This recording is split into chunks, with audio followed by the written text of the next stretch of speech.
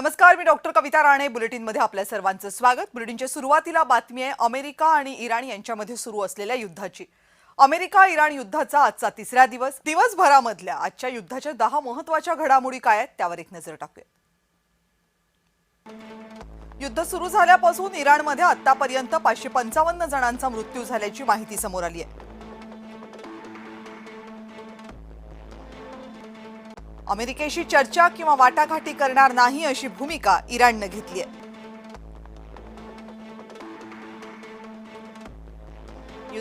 Kuwait लष्करानं चुकून 3 American लढाऊ विमानं आज पाडली. सुदैवाने यातले सगळे पायलट सुरक्षितपणे बाहेर पडले.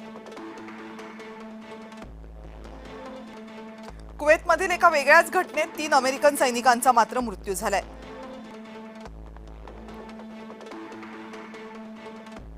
इस्रायलमध्ये आतापर्यंत 10 जणांचा मृत्यू झालाय. 200 जण जखमी झालेत.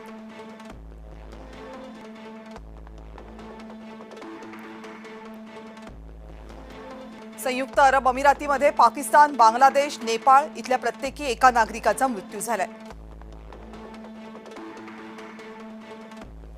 कतारच्या सरकारी गॅस कंपनीवर हल्ला झालाय. इथलं उत्पादन पूर्णपणे बंद झालंय.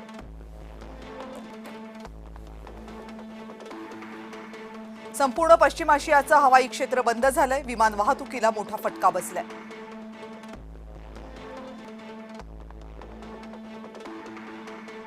बहारीन बंदरातील एका जहाजावर इराणनं हल्ला केलाय. जहाजावरचे सगळे कर्मचारी सुरक्षित आहेत.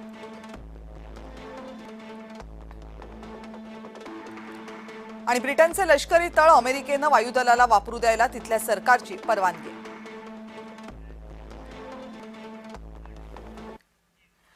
आणि या युद्धामध्ये इराणच्या नेमक्या कोणकोणत्या उच्चपदस्थ अधिकाऱ्यांचा मृत्यू झालाय त्यावरही एक नजर टाकूयात.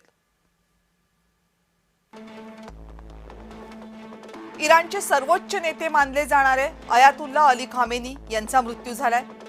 अली शमखानी जे खमेनींचे सुरक्षा सल्लागार होते यांचाही मृत्यू झालाय. अमेरिकेच्या ड्रोन हल्ल्यामध्ये सर्व लष्करी शाखांचे प्रमुख असणारे जनरल अब्दुल रहीम मुसावी यांचा मृत्यू झालाय. इराणचे संरक्षण मंत्री अजीज नसीरजादे यांचाही मृत्यू झालाय. याशिवाय commander in chief IRGC Mohammad Pakpour यांचा मृत्यू झालाय, जे अत्यंत जवळचे समजले जात होते खामेनींचे. आता खामेनींचा संभाव्य उत्तराधिकारी कोण असणार या संदर्भात इराणमध्येच नाही अवघ्या जगभरात चर्चा सुरू झाल्यात. खामेनींचा संभाव्य उत्तराधिकारी म्हणून जे पहिलं नाव समोर येते ते खामेनींचा धाकट्या मुलाचं, त्यानंतर माजी राष्ट्राध्यक्ष आणि खामेनींचे नातू हसन खोमेनी यांचेही नाव समोर येते. ज्येष्ठ धर्मगुरू मानले जाणारे अली रेजा अराफी यांचेही नाव समोर येते. कट्टर मौलवी ओळख असणारे मोहम्मद मीर बाघेरी यांचं नाव समोर येते. अली खामेनींचे निकटवर्तीय हसन होसेनी बुशहरी यांचंही नाव आहे.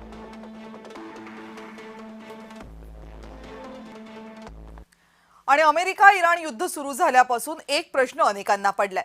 तो प्रश्न आहे की चीन इराणच्या मदतीला का धावून जात नाहीये. याचं कारण आहे अमेरिका आणि चीनचे संबंध. हे संबंध ताणले गेलेले आहेत. दोघांमध्ये स्पर्धा प्रचंड आहे. मग अशा वेळी इराणच्या मदतीला उतरून अमेरिकेला धडा शिकवण्याचा प्रयत्न का करू नये असा विचार येणं स्वाभाविक आहे. पण त्याचं उत्तर सरळ साधं आहे. स्वहित आणि दूरगामी विचार. म्हणजे नेमकं काय, ग्राफिक्सच्या माध्यमातून पाहूयात.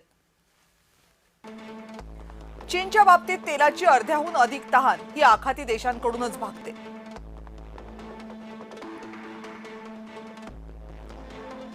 सौदी अरेबिया, कतार, UAE या राष्ट्रांशी चीनचे अत्यंत महत्त्वाचे व्यापारी संबंध आहेत. त्यामुळे एकट्या इराणसाठी चीन अन्य आखाती देशांशी आपले संबंध धोक्यात घालणार नाही.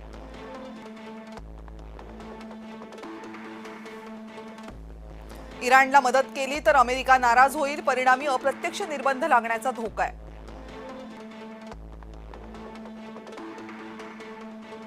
तसं झालं तर चीनच्या अनेक IT आणि इलेक्ट्रॉनिक कंपन्यांना फटका बसेल.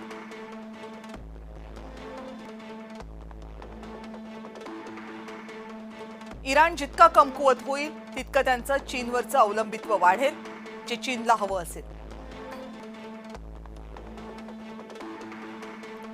आम्ही शांततावादी आहोत हा संदेश सुद्धा चीन जगाला देऊ पाहतोय.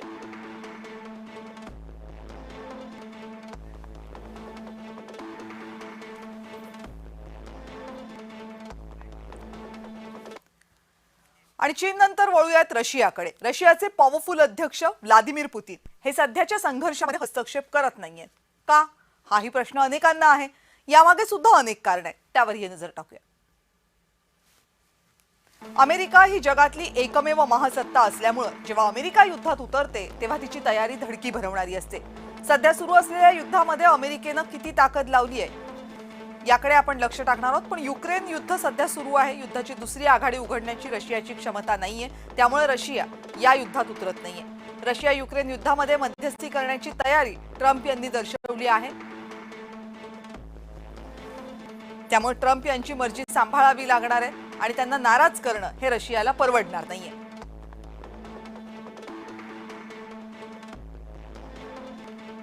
इस्रायल, यूएई या देशांसोबत चांगले संबंध प्रस्थापित करायचे असेल तर त्यासाठी रशियानं बरेच कष्ट याआधीच घेतलेले आहेत.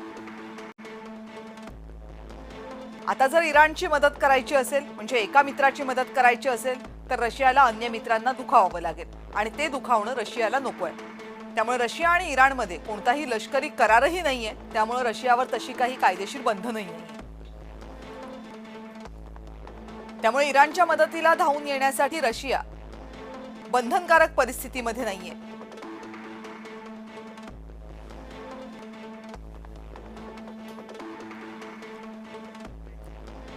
इस्रायलच्या मदतीनं इराण विरोधातल्या युद्धामध्ये उतरलेली अमेरिका काय ताकदीनं उतरलेली आहे त्यावरही एक नजर टाकूयात.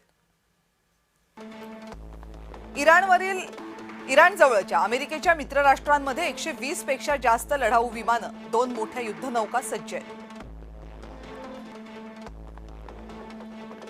लढाऊ विमानांमध्ये F-22, F-35, F-15, F-16 यांचा समावेश आहे.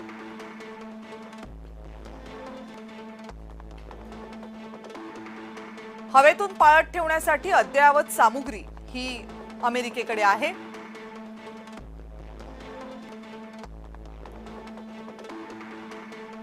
लढाऊ विमानांमध्ये हवेत इंधन भरण्याची क्षमता असणारे हवाई टँकर्स अमेरिकेकडे आहेत.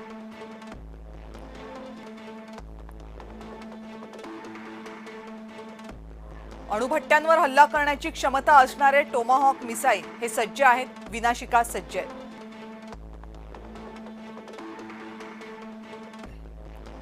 स्थानिक सहाय्यतेसाठी अपाचे आणि चिनूक हेलिकॉप्टर्स तैनात आहेत.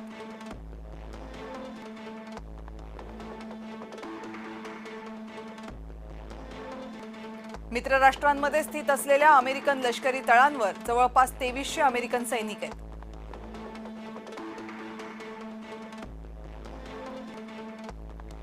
थाड आणि पॅट्रियट श्रेणीमधील क्षेपणास्त्र विरोधी यंत्रणा अमेरिकेकडे.